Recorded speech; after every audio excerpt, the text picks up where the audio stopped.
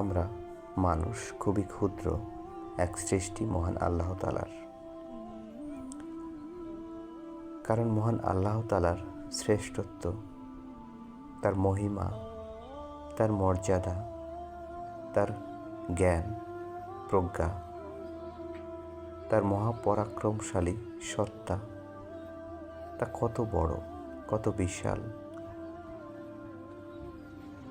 তার সৃষ্টি জগৎ যা তার শ্রেষ্ঠত্বের ক্ষুদ্র নিদর্শন, তাই বা কত বড়।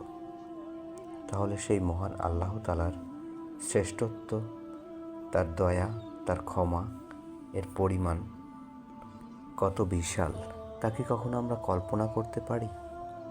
মহান আল্লাহ তাআলা পবিত্র আল কোরআনে বলেছেন,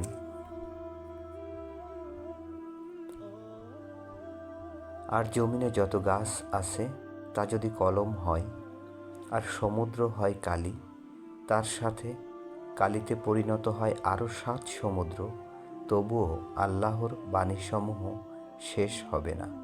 নিশ্চয়ই আল্লাহ মহাপরাক্রমশালী, প্রজ্ঞাময়।